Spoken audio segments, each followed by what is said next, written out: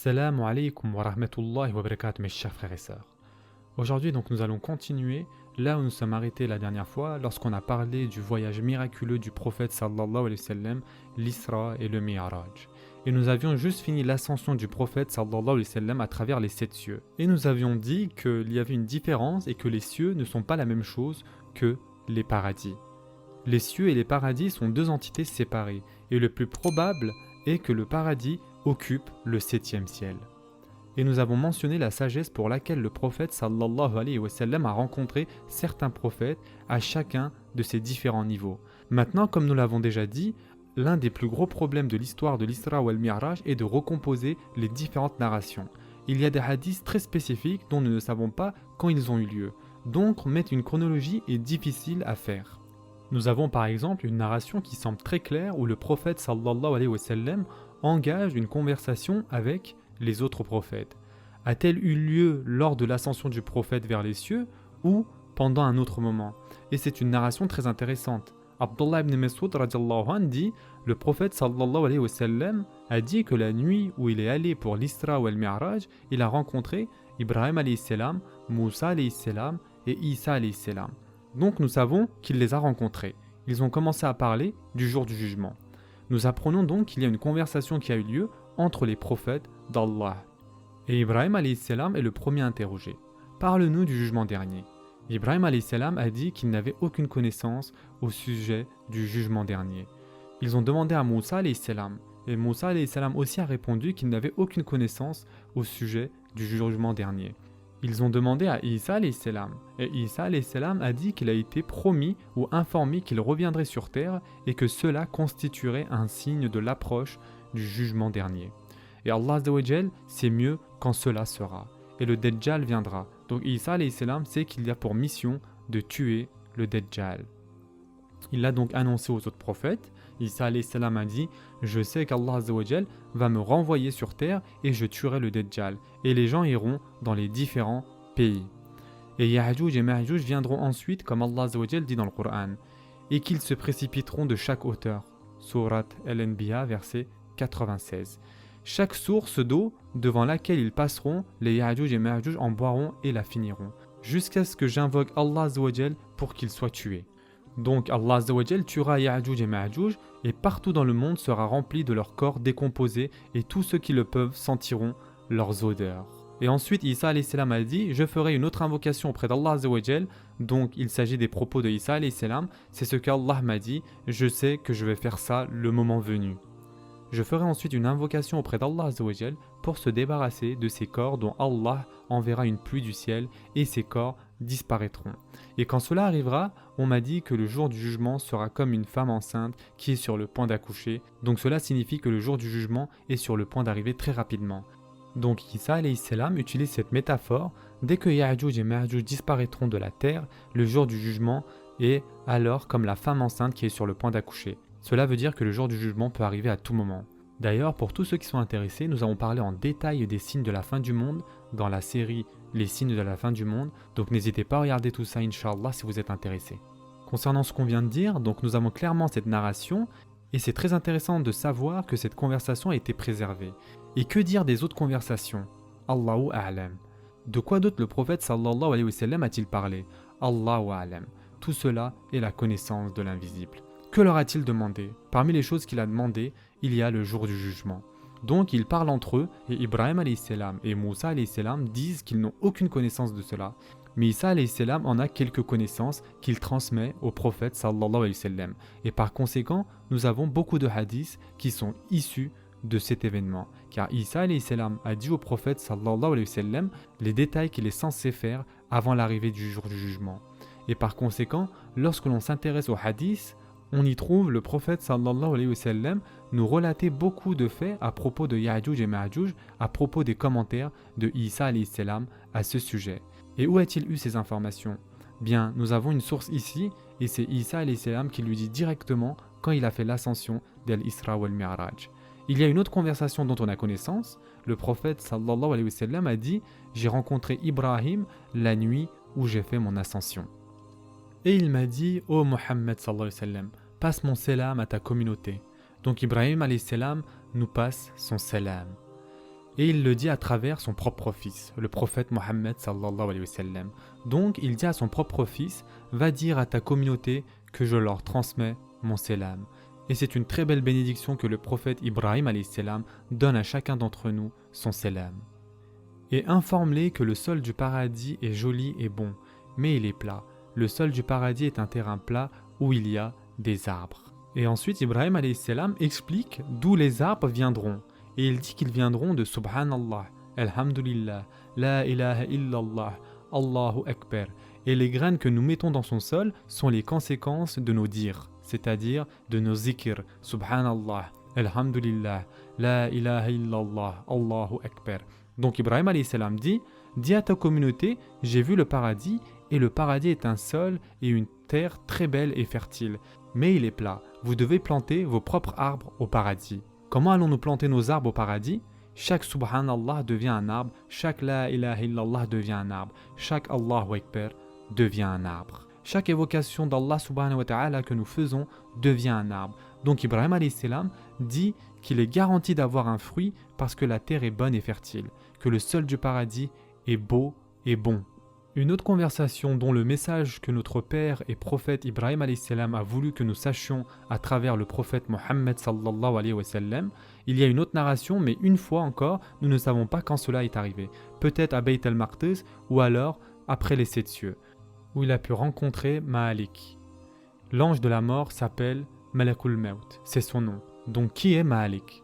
Ma'alik est le gardien de l'enfer. Et ils crieront « Ô Ma'alik, que ton Seigneur nous achève ». Sourate 43, verset 77. Son nom est dans le Coran. Les gens de l'enfer diront « Ô Ma'alik, que ton Seigneur nous achève ». Sourate 43, verset 77. Nous ne voulons plus vivre.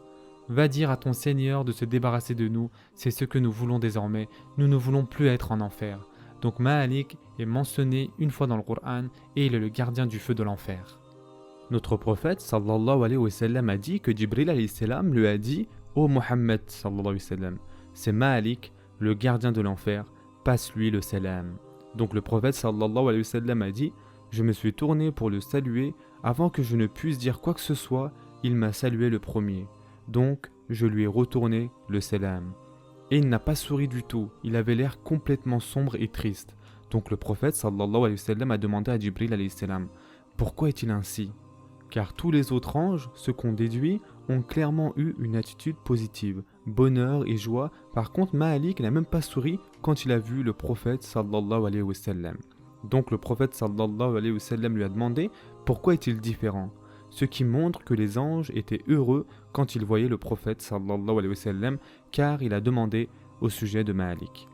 Et Jibril alayhi salam a répondu qu'il n'a jamais souri ou rigolé depuis qu'il a été créé, car sa mission est l'enfer. Et dès qu'il a vu l'enfer, il n'a jamais souri ou rigolé depuis que cela a été créé. Et ensuite Jibril alayhi salam a ajouté « Mais s'il avait souri à quelqu'un, cela aurait été toi. Mais sa mission de garder l'enfer l'a rendu tellement sombre qu'il n'a jamais souri ou rigolé depuis qu'il a été créé. » Il y a également une sagesse ici. Même si nous allons y revenir plus tard, le prophète sallallahu alayhi wa sallam a vu le paradis et l'enfer, mais il n'a pas visité Ma'alik pendant qu'il était en poste, si vous voulez. C'est Ma'alik qui est venu à lui pour le saluer. Vous comprenez? Nous allons y revenir dans quelques minutes, Inch'Allah. Après que tout soit fini, le prophète sallallahu alayhi wa sallam a vu le paradis et l'enfer, ce qui signifie que s'il l'avait vu, il aurait pu s'arrêter auprès de Ma'alik et le saluer. Mais il ne l'a pas fait. Ma'alik a été le premier pour le saluer. Pourquoi? Une des sagesses que nous tirons de cela est que le prophète sallallahu alayhi wa sallam est aussi loin de l'enfer que les 7 cieux le sont de la plus basse des créations. Et le fait que Ma'alik soit amené à lui et non l'inverse, et c'est pourquoi Ma'alik l'a salué pour lui montrer la supériorité et le respect.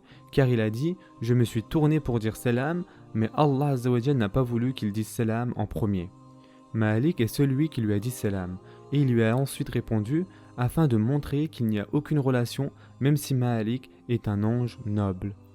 Mais à quoi est-il associé? À l'enfer et à la garde de l'enfer. Et le gardien de l'enfer donne son respect au prophète sallallahu alayhi wa sallam comme étant supérieur. Mais pour montrer clairement la distance et pour montrer la supériorité du prophète sallallahu alayhi wa sallam, qui ne s'approchera jamais d'une chose en relation avec l'enfer. Et c'est pourquoi Ma'alik est emmené à lui. Et Ma'alik est celui qui lui a dit « Salam ». Il a ensuite continué « Nous sommes donc maintenant au-dessus des 7 cieux. Il a rencontré tous les prophètes, y compris Ibrahim alayhi salam. Et maintenant, il passe à la suite au-dessus des 7 cieux. Qu'y a-t-il au-dessus ? Il dit « Et ensuite, j'ai vu en face de moi le Sidrat al-Muntaha ». Qu'est-ce que le Sidrat al-Muntaha ? Le Sidrat est un type d'arbre qui est connu pour ses longues branches et qui couvre une longue distance. Ses branches sont très très larges. Et il est aussi connu pour ses délicieux fruits et ses doux parfums.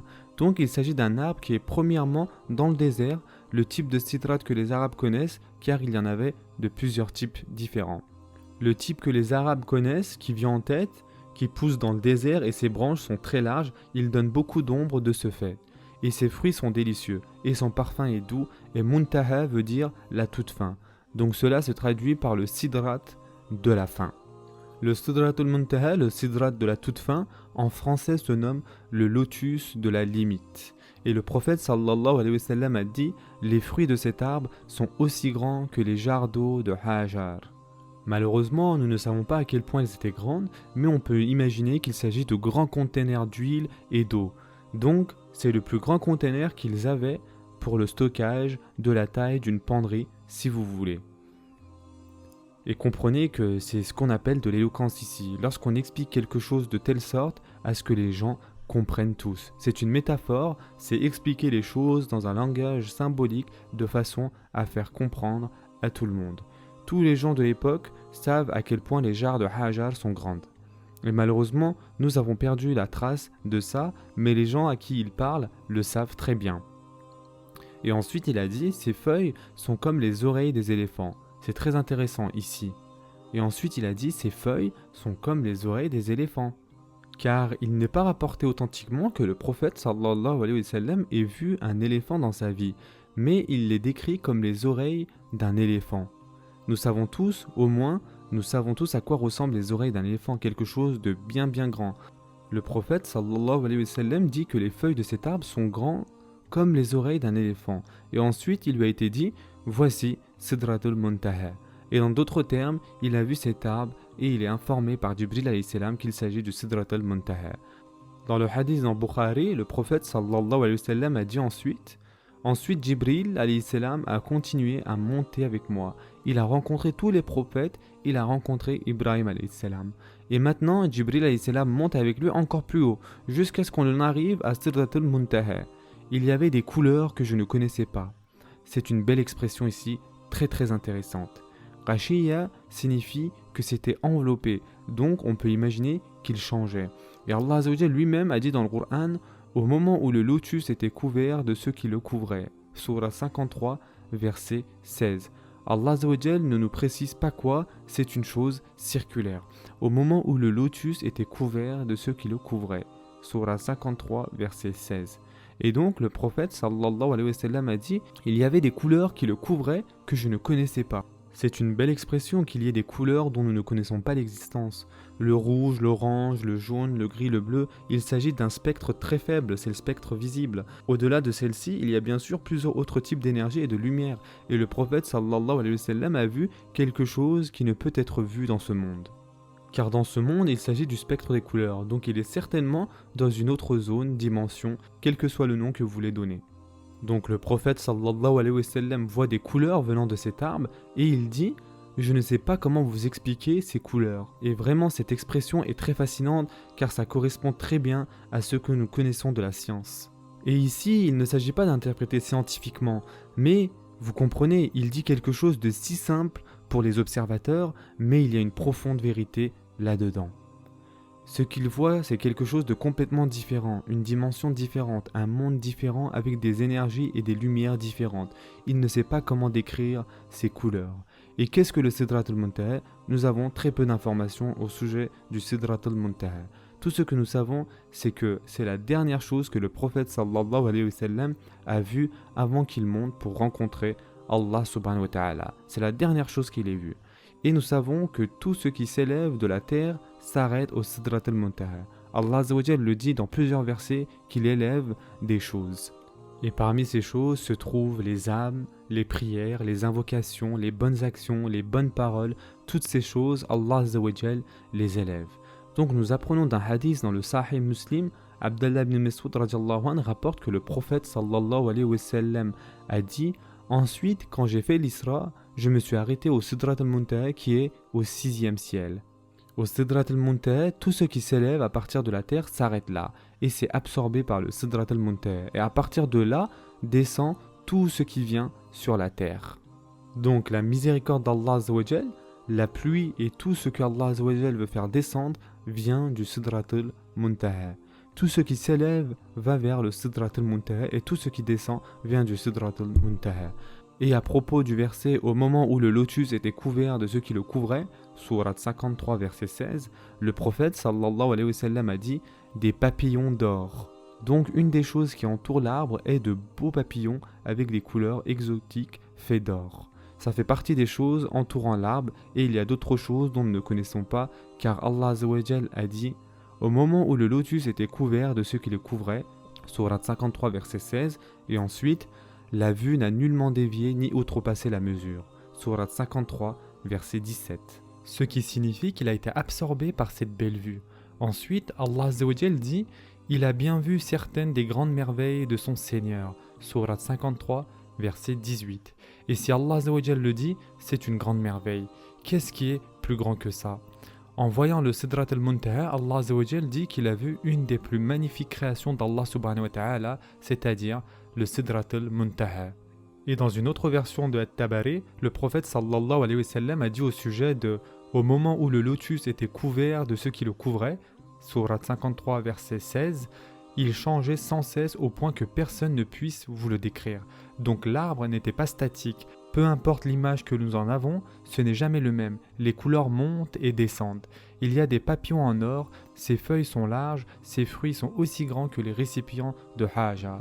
Donc, nous avons l'impression que c'est un arbre dynamique, c'est un arbre beau et majestueux, c'est un arbre d'un autre monde, et il s'agit du Sidrat al-Muntaha. Maintenant, une question. Dans un hadith, il est dit « Je suis passé auprès d'Ibrahim alayhi salam au 7e ciel, et ensuite j'ai vu le Sidrat al-Muntaha. » Dans l'autre hadith, car celui-ci était dans Bukhari, dans l'autre hadith, celui qui se trouve dans Sahih Muslim, le prophète sallallahu alayhi wa sallam dit « Et ensuite je suis allé au Sidrat al-Muntaha, et il se trouve au 6e ciel. » Donc il y a une claire contradiction, car dans un hadith, celui de Bukhari, il est au 7e ciel, et dans l'autre hadith rapporté par Muslim, il est au 6e ciel. L'imam An-Nawawi essaye d'expliquer cela, et cela semble être une bonne explication. Il dit « Le tronc de l'arbre commence au 6e ciel, mais ses branches finissent au sommet du 7e ciel, parce que c'est la fin de la création, comme nous le savons. » Rien de toute la création n'est au-dessus de ça, dans ce monde du moins, du Sidrat al-Muntaha. La seule chose au-dessus est le trône et celui qui est au-dessus du trône.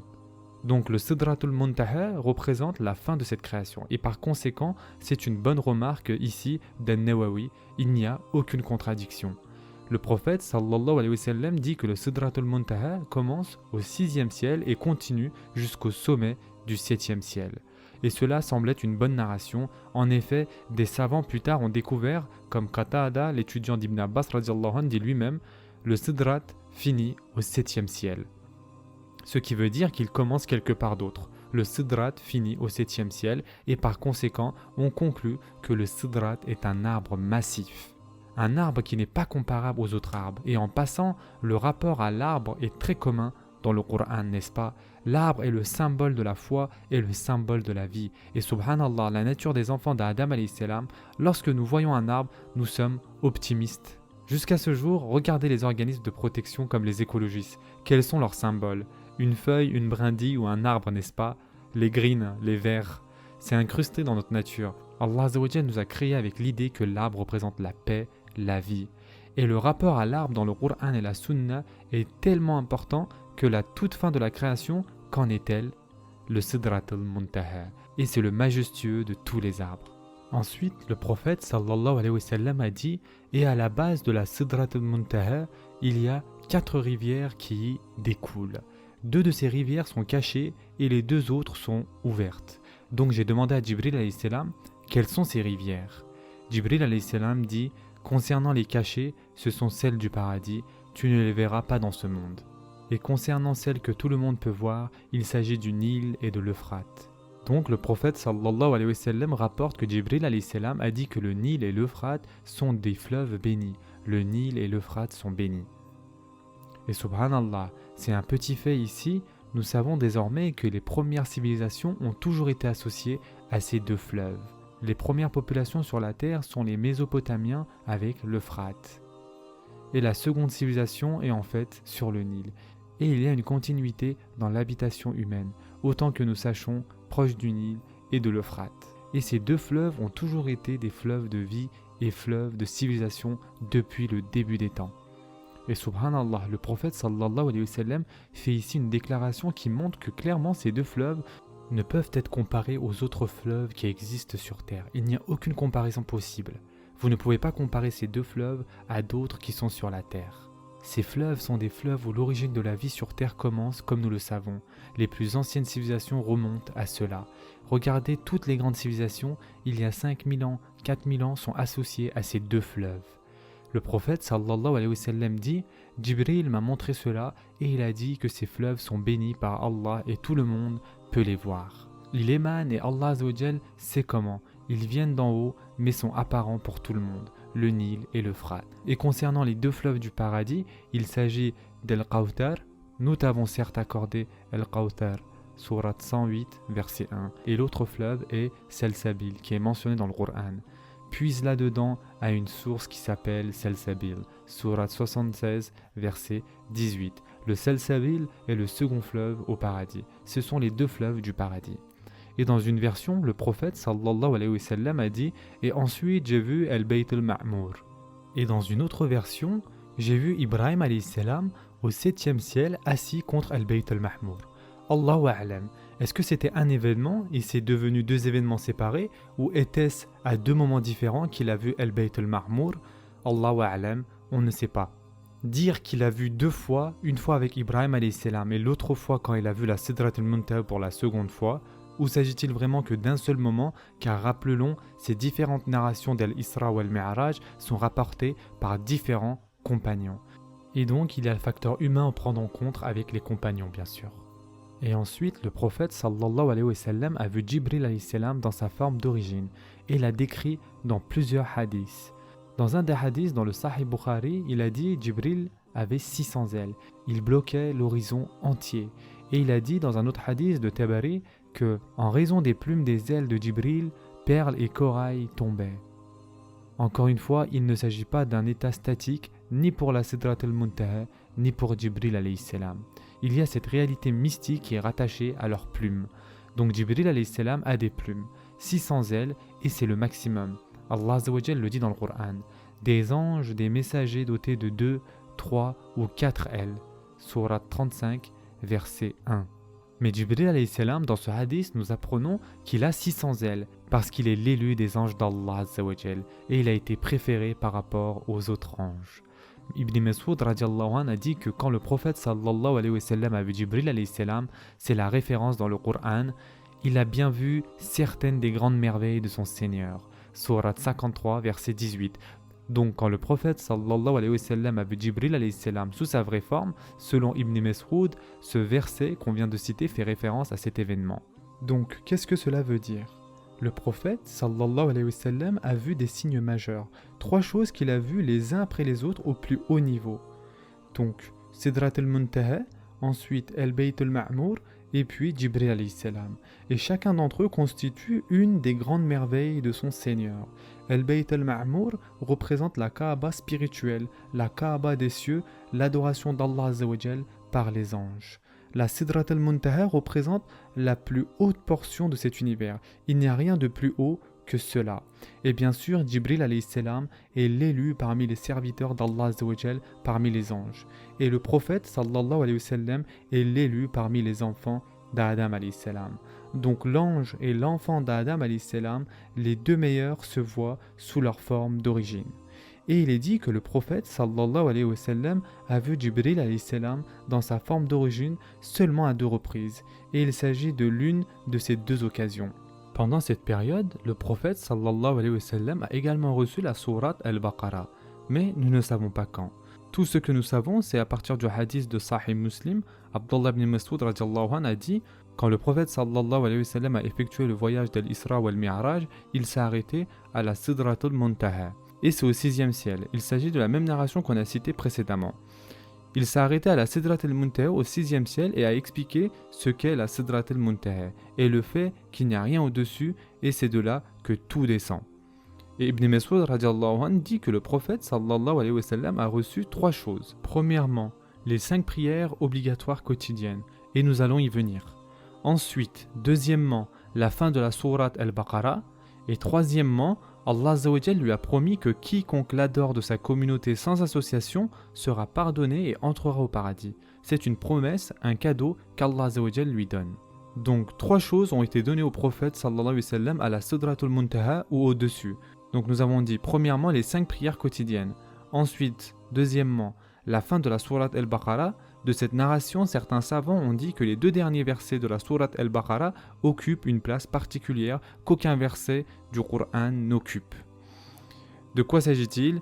Et c'est une opinion, ça n'est pas une certitude mais c'est tiré de ce hadith. Le fait que le reste du Coran, Jibril alayhi salam est descendu avec et l'a récité au prophète sallallahu alayhi wa sallam. Il y a seulement un passage du Coran où, d'après cette opinion, Allah Azza wa Jal l'a récité directement au prophète sallallahu alayhi wa sallam en sa présence, sans intermédiaire quelconque. Donc le messager sallallahu alayhi wa sallam a été amené pour recevoir la révélation plutôt qu'elle lui soit venue à travers Jibril alayhi salam. Quelle est cette révélation? Les 2 derniers versets de la sourate Al-Baqarah. Et le prophète sallallahu alayhi wa sallam a dit dans un autre hadith qu'il a reçu ces 2 versets d'en dessous des trésors du trône d'Allah Azza wa Jal. Ce qui s'ajoute à ce que Ibn Mas'ud radiallahu anhu a dit. Les 2 derniers lui ont été donnés d'en dessous des trésors du trône d'Allah subhanahu wa ta'ala. Et nous savons que quiconque récite ces 2 versets, Allah le protégera. Dans un autre hadith, il est dit que celui qui les récite quotidiennement le soir, cela lui suffira. Il n'aura besoin d'aucune autre chose. Si vous prenez l'habitude quotidiennement de réciter ces 2 derniers versets avant d'aller dormir, cela sera suffisant pour vous. Les savants ont divergé sur ce que suffisant veut dire bien sûr. Ça signifie que ça suffira pour se protéger contre Shaitan. Certains ont dit que ça suffira même si vous ne faites pas la prière nocturne. Allah Azza wa Jal vous placera parmi ceux qui ne sont pas inattentifs. Il y a différentes interprétations bien sûr, mais le prophète sallallahu alayhi wa sallam l'a laissé ouverte. Ainsi, quiconque récite les 2 derniers versets de la sourate Al-Baqarah chaque nuit avant d'aller dormir, cela sera assez pour lui. Nous devrions donc en prendre l'habitude, spécialement après avoir appris la provenance de ces 2 versets, mes chers frères et sœurs.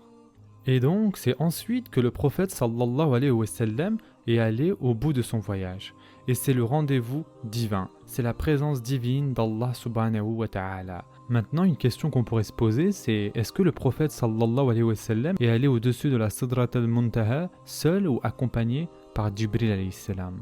Donc il y a un hadith dans Sahih Bukhari qui fait une référence indirecte à cet événement. Le prophète sallallahu alayhi wa sallam a dit « Ensuite on m'a élevé au singulier et non Jibril m'y a emmené. Car avant c'était toujours Jibril m'a emmené ici, Jibril m'a emmené là. Et Jibril alayhi salam m'a dit ceci au Sidrat al-Muntaha par exemple. Une fois qu'il est au Sidrat al-Muntaha, le prophète sallallahu alayhi wa sallam parle à la 3e personne. Quelqu'un m'a fait monter, non plus Jibril alayhi salam désormais. Et je suis monté à un niveau où j'ai pu entendre les stylos écrire. Mais que sont ces stylos? Qui écrit? Nous savons qu'Allah subhanahu wa ta'ala a, comme le prophète sallallahu alayhi wa sallam a dit, la première chose qu'Allah azza wa jalla a créée est le stylo. Et Allah azza wa jalla a dit au stylo d'écrire. Le stylo a demandé à Allah subhanahu wa ta'ala, que dois-je écrire? Et Allah azza wa jalla a répondu d'écrire toutes les choses qui se passent jusqu'au jour du jugement dernier. Donc le stylo écrit directement par le commandement d'Allah subhanahu wa ta'ala. Il n'y a aucun scribe chargé d'écrire. Le stylo est une création d'Allah azza wa jalla qui s'occupe d'écrire tout seul. Et le prophète sallallahu alayhi wa sallam dit « Je suis monté à un niveau où j'ai pu entendre les stylos écrire ». On peut dériver de cela que le prophète sallallahu alayhi wa sallam est monté au-dessus du Sidrat al-Muntaha seul pour 2 raisons. Premièrement, Jibril alayhi salam n'est pas mentionné du tout. Jibril est mentionné pour avoir été vu sous sa forme originelle ou ça au Sidrat. C'est ce que le prophète sallallahu alayhi wa sallam a dit. Dès qu'il a vu le Sidrat al-Muntaha, ensuite il a vu Jibril alayhi salam. C'est comme si désormais Jibril alayhi salam était parti. Il est libre d'être celui qu'il est, mais il ne peut pas dépasser le Sidrat, il ne peut pas aller au-dessus du Sidrat. Et ensuite, le prophète sallallahu alayhi wa sallam dit au singulier « J'ai été élevé plus haut ». Il n'y a aucune mention de Jibril alayhi salam du tout, jusqu'à ce que je puisse entendre les stylos. Qui tient les stylos? Il n'y a aucun ange au-dessus du Sidrat al-Muntaha. Il n'y a aucune créature vivante au-dessus du Sidrat al-Muntaha, autant que nous sachons. C'est là où tout s'arrête. Bien sûr, Allahu A'lam. Maintenant, nous apprenons que le prophète sallallahu alayhi wa sallam est allé au-dessus de cela. Et par conséquent, Inch'Allah, il est légitime de dire que le prophète sallallahu alayhi wa sallam est monté à un niveau auquel aucune créature vivante n'est allée. Le prophète sallallahu alayhi wa sallam est allé encore plus loin que Jibril alayhi salam, plus loin que le Sidratul Muntaha. Et il a entendu les stylos divins qui écrivaient sur les livres qu'Allah Azza wa Jal a avec lui. Car le prophète sallallahu alayhi wa sallam a dit « Allah écrit dans un livre qu'il a avec lui au-dessus du trône ». Et le prophète sallallahu alayhi wa sallam dit « J'ai été élevé vers un niveau où j'entendais les stylos écrire dans les livres. Qui est là dans cette audience autre que le propriétaire du trône et celui qui dit au stylo d'écrire ?» Il s'agit donc d'une rencontre d'élite qui n'a jamais eu lieu pour un autre être humain ou une autre créature. Mais nous n'avons aucun détail sur ce qu'il a été dit, excepté pour les 50 prières. Même si nous pouvons penser que d'autres choses ont été dites, mais la seule chose qui nous a été rapportée est que le prophète sallallahu alayhi wa sallam a dit, comme vous le savez tous, que 50 prières m'ont été prescrites. Ce qui s'est passé durant ce sommet est tellement précieux et noble, un cadeau tellement précieux que le prophète sallallahu alayhi wa sallam n'a pas besoin ou ne veut nous le dire. Et seul Allah Azza wa Jal et le prophète sallallahu alayhi wa sallam connaissent le contenu de la conversation entière et c'est peut-être une sagesse également. Que savons-nous de cette conversation? Juste une seule chose, et c'est qu'Allah Azza wa Jal lui a dit de prier 50 fois. Le prophète sallallahu alayhi wa sallam a dit 50 prières chaque jour. Et là, normalement, vous connaissez tous l'histoire. À partir d'ici, il redescend, il rencontre Moussa alayhi salam. Et il a dû passer par Ibrahim alayhi salam, car Ibrahim alayhi salam est au 7e ciel et Moussa alayhi salam est au 6e ciel. Il a dû y passer et Ibrahim alayhi salam ne dit rien. Pourquoi? Il y a deux raisons.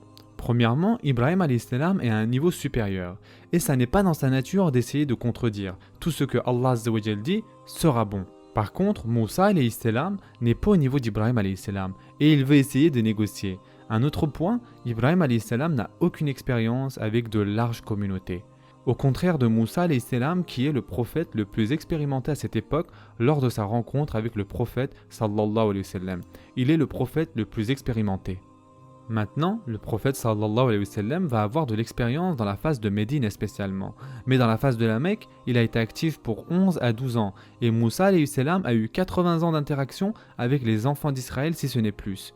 Il a donc plus d'expérience et par conséquent, Moussa alayhi salam est celui qui lui demande.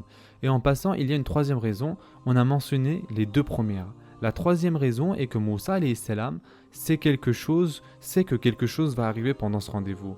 Comment le sait-il? Car il a fait cela à une plus petite échelle, beaucoup plus petite si vous voulez. Car Moussa alayhi salam est le seul prophète à qui Allah Azza wa Jal a parlé directement. Avant le prophète Mohammed sallallahu alayhi wa sallam, il y avait aussi une référence pour Adam alayhi salam également, mais ce fut au paradis, pas sur cette terre. Mais Moussa alayhi salam est seulement monté en haut d'une montagne.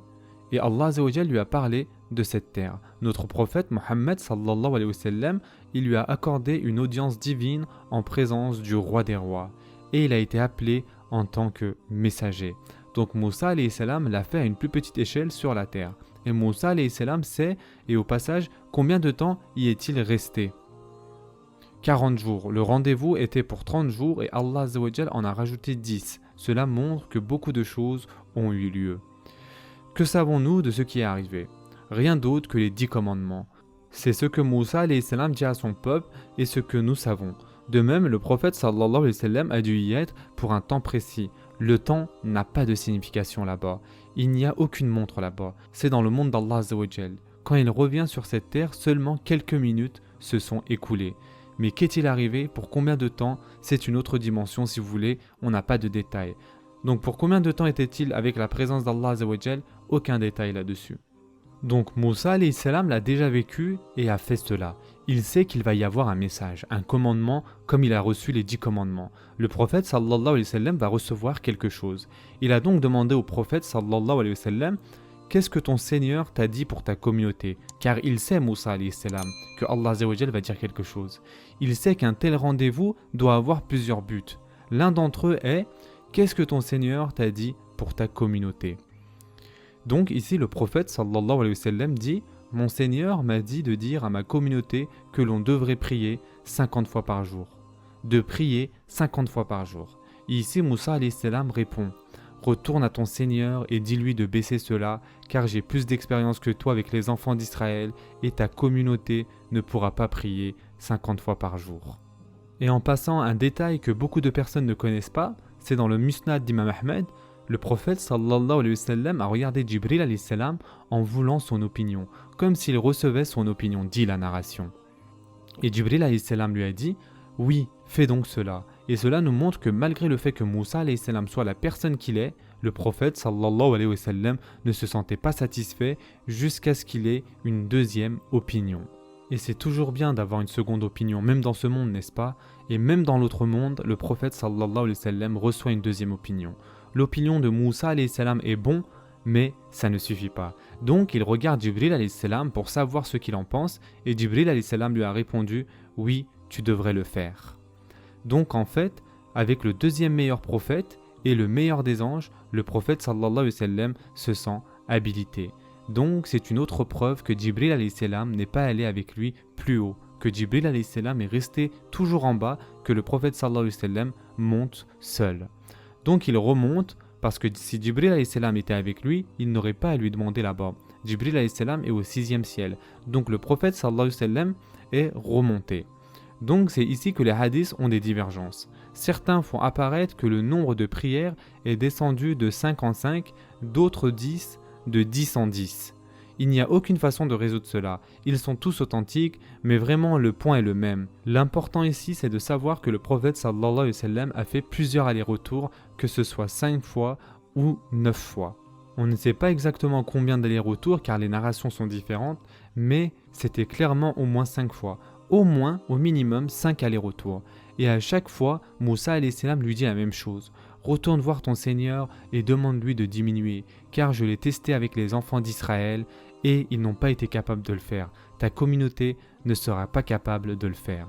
Jusqu'à ce que finalement, quand il est redescendu avec 5 prières, c'est là que Moussa alayhi salam lui a dit encore une fois.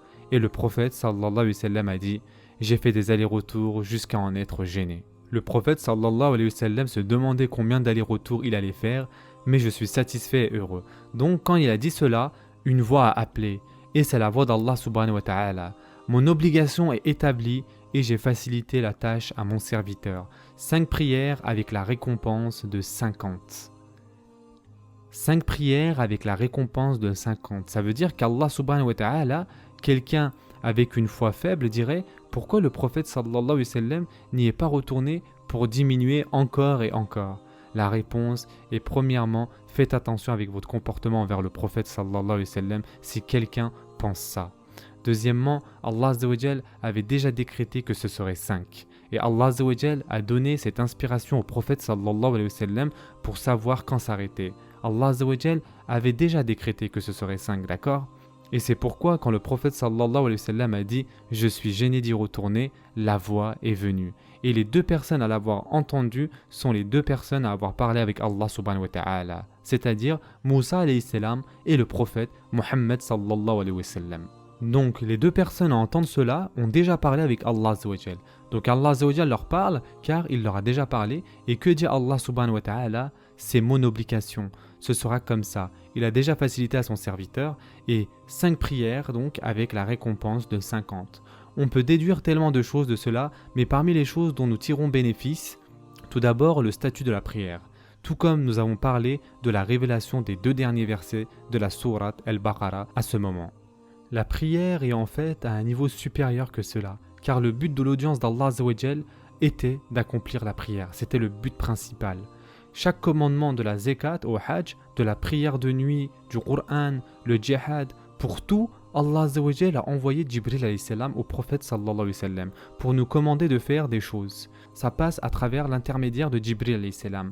Mais pour un commandement, c'était tellement important que le messager a été appelé au roi des rois pour recevoir le message directement d'Allah subhanahu wa ta'ala.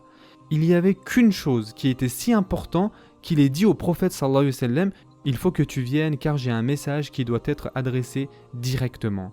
Donc le messager sallallahu alayhi wa sallam est appelé à Allah Azza wa Jal et qu'est-il alors décrété? Le seul commandement dont nous avons connaissance et le reste est descendu indirectement à travers Jibril alayhi salam. Et donc ce commandement c'est quoi? C'est la prière. Et si ceci était le seul bienfait de la prière que nous avions, ça aurait été suffisant. Mais vous pouvez ajouter à cela que le Coran mentionne beaucoup l'importance de la prière. Et accomplis la prière pour te souvenir de moi. Sourate 20, verset 14. Et accomplis la salat aux deux extrémités du jour et à certaines heures de la nuit. Sourate 11, verset 114. Chaque prophète est mentionné dans le Coran comme étant un prieur. Le prophète sallallahu alayhi wa sallam a dit: je suis passé devant la tombe de Moussa, il priait. Le prophète sallallahu alayhi wa sallam a dit: je suis entré à Baytul Maqdis et Ibrahim alayhi salam était en prière. Moussa alayhi salam prie, Isa alayhi salam prie. La prière est le point commun de tous les prophètes. Il y a tellement de versets dans le Coran et il y a plein de prêches que vous pouvez écouter au sujet des bienfaits de la prière. Dans les premiers versets dans le Coran, et qui accomplissent la prière, Sourate Al-Baqarah, verset 3. Dès le début, Isa alayhi salam dans le berceau, alors que c'est un bébé, il dit: et il m'a recommandé, tant que je vivrai, la prière et la zakat. Sourate 19, verset 31. Et il dit cela alors que c'est un bébé, et il m'a recommandé, tant que je vivrai, la prière et la zakat. Sourate 19, verset 31. Tout cela montre que la prière est importante. Et c'était tellement important pour notre communauté qu'Allah subhanahu wa ta'ala lui-même a invité le prophète sallallahu alayhi wa sallam pour recevoir directement ce commandement de lui-même. Encore un autre bénéfice que nous tirons de cela, quand il a été dit au prophète sallallahu alayhi wa sallam qu'il devait prier 50 fois par jour, même si ça a été diminué à 5 fois par jour, c'était son habitude à lui-même de prier 50 fois par jour. Un autre bénéfice à laquelle on pense et qu'on peut déduire, quelle est la sagesse dans le fait de sortir un nombre alors qu'Allah Azza wa Jal sait qu'il va être diminué? Pour être franc, pourquoi passer toutes ces étapes de passer de 50 prières à 45, de 45 à 40, ensuite à 35, etc. jusqu'à arriver à 5 prières par jour? Pourquoi? Alors qu'Allah Azza wa Jal sait que ça va être descendu à 5 prières par jour. Pourquoi ne pas simplement dire 5 une bonne fois pour toutes et s'arrêter ici? Il y a plusieurs sagesses là-dedans.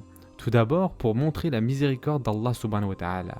Allah Azza wa Jal ne veut pas nous rendre la vie difficile. Si Allah Azza wa Jal l'avait voulu, il aurait pu, mais non, ce n'est pas ce que Allah Azza wa Jal veut. Allah Azza wa Jal dit dans le Coran: Allah veut vous alléger. Sourate 22, verset 78. Allah Azza wa Jal dit également: Allah veut pour vous la facilité, il ne veut pas la difficulté pour vous. Sourate Al-Baqarah, verset 185. Allah Azza wa Jal veut nous rendre les choses faciles pour nous. Il ne veut pas les rendre difficiles. Allah Azza wa Jal dit dans le Coran: Allah n'a mis aucune difficulté dans la religion. Sourate 22, verset 78. Allah Azza wa Jal n'a pas fait de cette religion quelque chose de compliqué, complexe et difficile, car il y a une sagesse pour montrer que quand le prophète sallallahu alayhi wa sallam y retourne et dit: ô mon Seigneur, ma communauté est faible, il ne peut pas en faire 50. Allah Azza wa Jal écoute et continue de diminuer encore et ça nous montre la majesté et la miséricorde d'Allah subhanahu wa ta'ala. Une autre sagesse de décréter 50 prières et ensuite de descendre à 5 prières, il y a une indication claire. Ô fils d'Adam, tu n'as été créé que pour un seul but, l'adoration d'Allah subhanahu wa ta'ala. Car si nous faisons le calcul avec 50 prières par jour, qu'est-ce que cela veut dire? On devrait prier environ toutes les 15-20 minutes. Et donc, avec 50 prières, notre journée et notre nuit entièrement seraient consacrées à la prière. Et donc, il y a une indication. Ô fils d'Adam, tu n'as été créé que pour l'adoration. Et la règle générale est que nous devrions prier Allah Azza wa Jal comme les anges prient. Car les anges, ils exaltent sa gloire nuit et jour et ne s'interrompent point. Sourate Al-Anbiya, verset 20. Ils prient jour et nuit et ne sont jamais fatigués. C'est ce que la création est censée faire. Le but de la création est en effet l'adoration d'Allah Azza wa Jal. Donc nous sommes censés adorer Allah Azza wa Jal. Donc Allah Azza wa Jal indique ici que s'il nous avait ordonné de prier 50 fois par jour, c'est ce que nous devrions faire. Mais il sait que nous ne pouvons pas. Donc il nous dit de faire comme on l'entend, mais de prier ces 5 prières absolument. Et subhanallah, n'est-ce pas triste qu'après tout cela, la moitié de la communauté ne peut même pas passer ce test. Ça nous prend 20 minutes de notre journée, si ce n'est moins pour ceux qui ne font pas les sunnas. Ça nous prend vraiment 20 minutes de la journée. Et beaucoup d'entre nous trouvent ces 5 prières difficiles. Et c'est une vraie tristesse et une réalité de la communauté. Donc, tout cela, ce n'est pas la fin. Il y a autre chose qui suit. Mais c'est l'événement majeur si vous voulez. La rencontre avec Allah subhanahu wa ta'ala. Ensuite, le prophète sallallahu alayhi wa sallam redescend. Et il nous raconte beaucoup de choses qu'il a vues sur le chemin. Et il dit, ensuite j'ai vu l'enfer et le paradis. Nous en parlerons la prochaine fois Inch'Allah. Mais la question ici est, pourquoi a-t-il vu le paradis et l'enfer et toutes ces choses après avoir vu Allah subhanahu wa ta'ala? Pourquoi pas avant? Car quel est le cycle? Il monte encore et en montant il rencontre tous ses prophètes en traversant les cieux. Et il arrive au bout de la création, voit le Sidratul Muntaha, Jibril alayhi salam dans sa forme originelle, et il continue encore à monter, et c'est là qu'il rencontre Allah subhanahu wa ta'ala. Ensuite, dans le chemin du retour, beaucoup de choses arrivent. La sagesse ici est évidente. Il n'appartient pas que la rencontre avec le roi des rois ne soit retardée pour quoi que ce soit.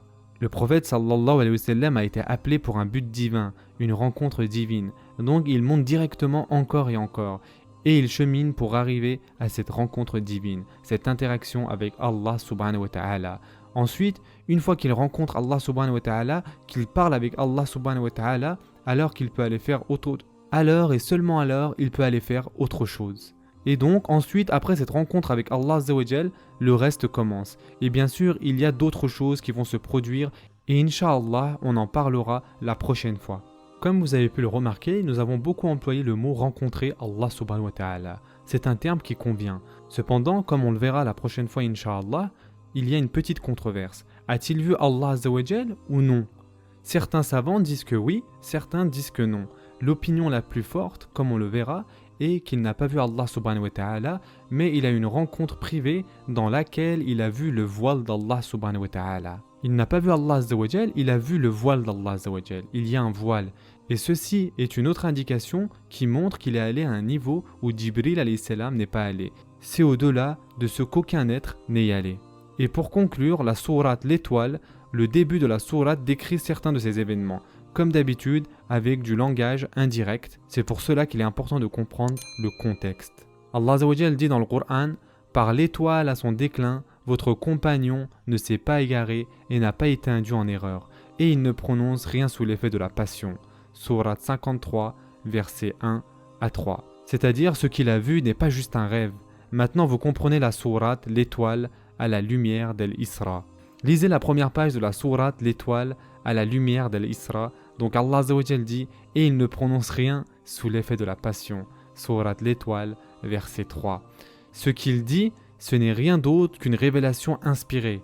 Sourate L'Étoile, verset 4. Pas simplement le Coran, tout ce qu'il voit vient d'Allah Azza wa Jal. Que lui a enseigné l'ange Jibril à la force prodigieuse. Sourate L'Étoile, verset 5. Doué de sagacité, sourate 53, verset 6. Ceci veut dire qu'il est exempt d'imperfection, il est parfait. C'est alors qu'il se montra sous sa forme réelle, angélique, alors qu'il se trouvait à l'horizon supérieur. Sourate L'Étoile, versets 6 et 7. C'est-à-dire que Jibril alayhi salam s'est révélé au plus haut niveau du ciel, c'est-à-dire au Sidratul Muntaha. C'est là que Jibril alayhi salam s'est révélé. Et c'est pourquoi Allah Azza wa Jal le décrit comme l'incarnation de la perfection. Doué de sagacité, c'est alors qu'il se montra sous sa forme réelle angélique, alors qu'il se trouvait à l'horizon supérieur. Sourate L'Étoile, versets 6 et 7. Puis il se rapprocha et descendit encore plus bas. Sourate L'Étoile, verset 8. Et fut à 2 portées d'arc du prophète sallallahu alayhi wa sallam, ou plus près encore. Sourate L'Étoile, verset 9. Jibril alayhi salam était plus proche que 2 portées d'arc. Donc Allah Azza wa Jal décrit la rencontre miraculeuse entre Jibril alayhi salam et le prophète sallallahu alayhi wa sallam. Et il y a une rencontre encore plus miraculeuse sur le point d'arriver. Mais pour l'instant, c'est une rencontre entre Jibril alayhi salam sous sa vraie forme et le prophète sallallahu alayhi wa sallam, et fut à 2 portées d'arc du prophète sallallahu alayhi wa sallam, ou plus près encore. Sourate l'Étoile, verset 9. Et ensuite, il révéla à son serviteur ce qu'il révéla.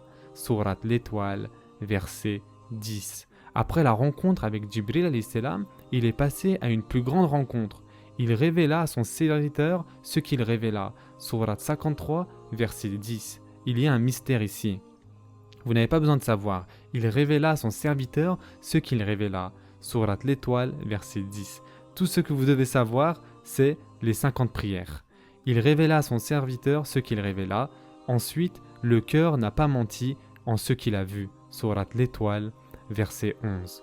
Allah Azza wa Jalla a assigné la vision au cœur car la vue l'a absorbé. Et quand il parle, il dit la vérité. Le cœur n'a pas menti en ce qu'il a vu. Sourate l'Étoile, verset 11. Lui contestez-vous donc ce qu'il voit? Sourate l'Étoile, verset 12. Quelle connaissance avez-vous? Il sait ce qu'il a vu et il a vu la vérité. Il a bien vu certaines des grandes merveilles de son Seigneur. Sourate l'Étoile, verset 18. Qu'a-t-il vu? Sidratul Muntaha, Jibril alayhi salam, El Baytul Ma'mour, les cieux, la terre, il a vu le paradis et l'enfer, tout cela. Il a bien vu certaines des grandes merveilles de son Seigneur. Sourate l'Étoile, verset 18. Donc cette sourate l'Étoile nous résume la montée du prophète sallallahu alayhi wa sallam et son éloge par Allah Azza wa Jal, car il a tout vu. Et ensuite, il a fait l'éloge de son courage. La vue n'a nullement dévié ni outrepassé la mesure. Sourate l'Étoile, verset 17. Autrement dit, comme nous l'avons dit, les yeux ont absorbé tout ce qu'ils ont vu et ça devrait se passer comme ça. Et Allah Azza wa Jal dit, il a bien vu certaines des grandes merveilles de son Seigneur. Sourate l'Étoile, verset 18. On va s'arrêter ici pour aujourd'hui, donc nous n'avons pas encore terminé. Nous allons continuer encore la prochaine fois sur Al-Isra ou Al-Mi'raj. Il y a tellement de choses à dire, mes chers frères et sœurs. Prenez soin de vous, mes chers frères et sœurs, et à très prochainement, Inch'Allah.